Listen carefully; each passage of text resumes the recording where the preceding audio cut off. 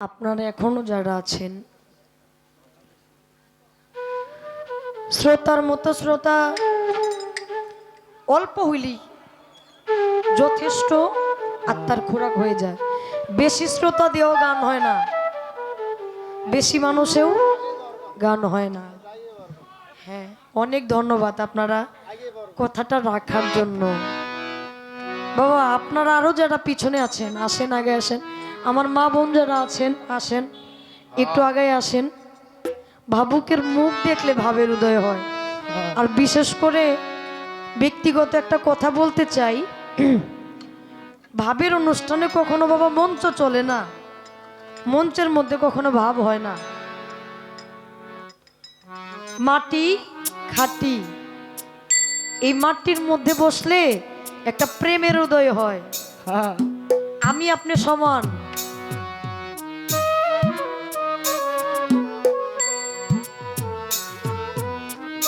গান শুনলাম, আমার আপা অত্যাধিক চমৎকার করে গান করলে। আমি একটু বিপদে আছি, আমাকে দুইটা গানের অর্ডার করা হয়েছে। অর্ডারই গানের কথার আগে বলতে চাই, যারা গান দুইটার অর্ডার করেছে, আমি যখন গান শেষ করব তার আগে আপনার এই দুইটা গান গিয়ে দেব। কারণ ভাবের মুহূর্তে ভাব চলে, অন্য কিছু শোভা পায় না, তাই না? এখানে বাউল শিল্পী রুহুল আমিন ভাই আছেন, আমি আমার ভাইয়ের প্রতি ভক্তি শ্রদ্ধা জানাই।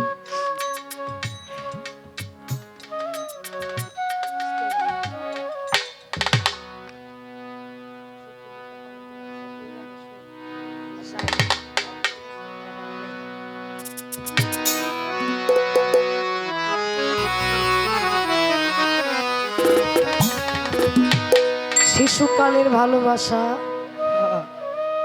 কেমনে ভইলা রইলি রে, তোরে মন দিয়া কি জ্বালা রে হইল।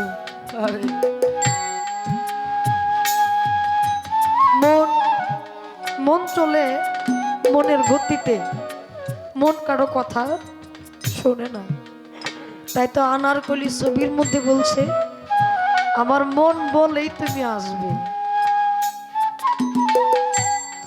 যে যারে ভালোবাসে ওই মানুষটার আশায় থাকে, আমি কখনো আমি আমার বন্ধুরে পাবো, কখনো আমি আমার বান্ধবরে আমার এই চর্ম চোখ দিয়া দেখা এই পুরা বুকটা জুড়াবো।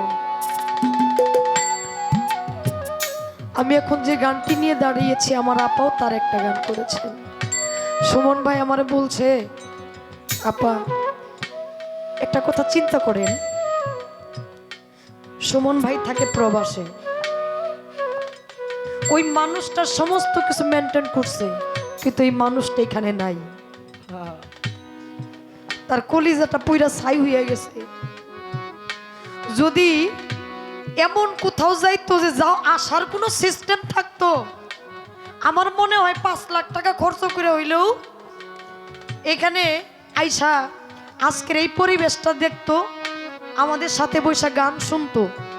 কিন্তু টিকেট, সরকারি আইন সবকিছু মেনটেন করে চলতে গিয়ে নিজের ভাবটা, নিজের এই অন্তর পুরা দুঃখটার প্রকাশ করার জায়গা তার নাই। আমার আপারে আনছে ফোন কইরা, আমারে আনছে ফোন কইরা। প্রবাস এমন একটা জিনিস, আমার বাবা সব পছন্দ হয় কিন্তু প্রবাসী পছন্দ হয়। মানে প্রবাসে যারা যায় পছন্দ হয়, কিন্তু এই জায়গাটা পছন্দ হয় না যে তারা কত ত্যাগ কইরা চলে যাইতেছে। ওদের এই ত্যাগটা আমাদের দ্বারাই সম্ভব না। আজকে আমার তার বাজান আবুল হাওলাদার বাবাজি মঞ্চে উপস্থিত, ওই মানুষটার কলিজাটা কি কইতেছে। আমার ছেলে যদি থাকতো গান শুনতে পারতো। মায়ে কি বলতেছে, আমার কলিজাটা চৌচির হয়ে গেছে, আমার ছেলে থাকলে গান শুনতে পারত। এমন একটা সময় আসবে যে সময়টা মেনে নেওয়ার মতো সময় না। আমি এখন যার গান নিয়ে দাঁড়িয়েছি, প্রয়াত বাউল শাহেদ আলী দরদের লেখা গাওয়া গানটি সুমন ভাই মনে হয় তার আত্মা দিয়ে তারে ভালোবাসতো না, এই মঞ্চের গান আমারে পাঠাইছে। কিছু কিছু মানুষ চলে গেলে মনে হয় সেই মানুষটা যায় নাই, আরে মনে হয় ওই মানুষটা এখনো আছে, ওই মানুষটা মরে নাই। সুমন ভাই তার কথা কইতেই দুইটা নয়নের অশ্রু ফালাইয়ে দেয়। কই আপা আমার মঞ্চে গান করছে, তারপরে থেকে আমার মঞ্চটাই জীবনের শেষ মঞ্চ, ওরে আর আমি পাবো না, ওর একটা গান যদি গান আমি আত্মার শান্তি পাবো। সবারই একদিন যাইতে হবে, আমি যাব আপনি যাবেন, কিন্তু এরকম যাওয়া মেনে নেওয়া যায় না। সেখান থেকে তার একটি গাওয়া গাই। একবার চিন্তা করেন তো, ওই মঞ্চে মানুষটা গান গাইতেছে, কিন্তু এইবার নাই, নাই, পাবো না। এই যন্ত্রণাটা কলিজাটা ভেদ করে ছিদ্র করে চৌচির করে নিয়ে যায়, এই যাওয়াটা সহ্য করার মতো না। সেখান থেকে গান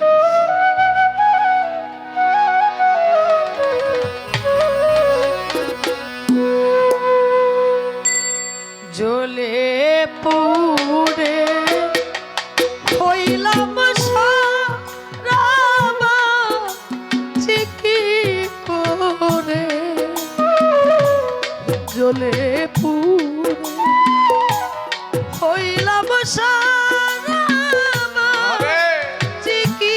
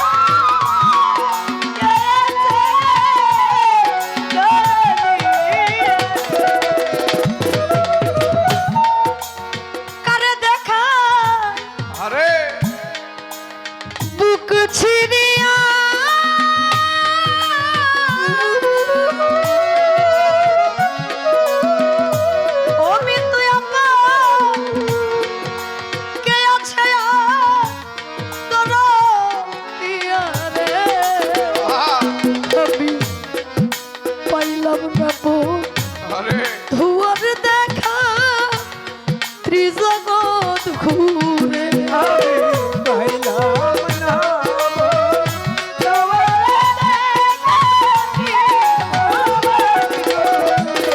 আমি পাইলাম না খাজা বাবার দেখা ত্রিজগৎ ঘুরে কি আগুন চলছে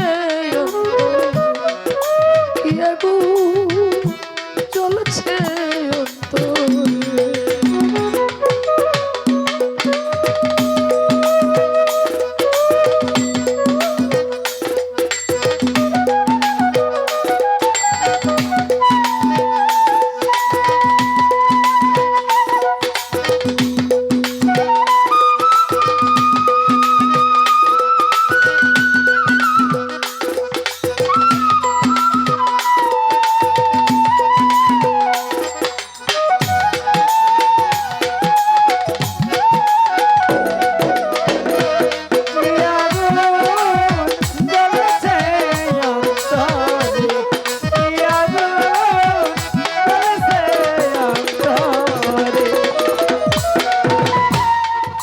তোমরা আমার মতো আছো যারা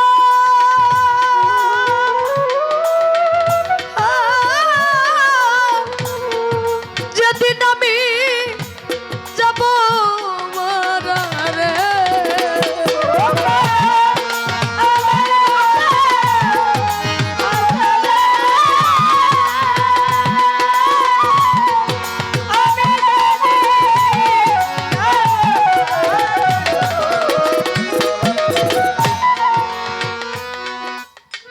আমাকে যখন সুমন ভাই ভিডিওটা পাঠাইছে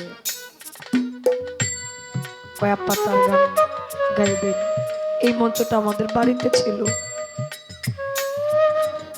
এই গাওয়াটাই তার শেষ গান। আমি যখন তারে দেখলাম একটা সুস্থ মানুষ, বৃদ্ধ হয় নাই, এই মানুষটা চলে গেছে। এই যাওয়াটা বাবা মাইনা নেওয়ার মতো না। আমারই চোখের জল আইসা পড়ছে, এই মানুষটা চলে গেছে। বিজ্ঞানীরা রিসার্চ করে বের করছে শিল্পী যারা যারা রাত্র জাগরণ করে, শুধু শিল্পী না, যারা রাত্র জাগরণ করে আর যারা রাত্র জাগে না, তাদের চাইতে 6.5 বছর আগে যারা রাত্র জাগরণ করে তারা মারা যাবে। শিল্পী কখনো সুখী না, সুখী মানুষ কখনো শিল্পী না। তার গানে তিনি কি কইছে, আমার মতো আছো যারা যেদিন আমি যাব মারা। তার নিজের যাওয়াটা নিজের গানে প্রকাশ করে গেছে। তিনি প্রকৃত বাউল, যে বাউল তার কথা যাওয়ার কথা গানে প্রকাশ করতে পেরে তারপরে তিনি চলে যান। আমি ওই ব্যক্তি চরণে ভক্তি জানায় হাজার হাজার বার। আল্লাহ যেন তারা বেহেশত নসিব করে। সবকিছুর পরে আমার জাতি ভাই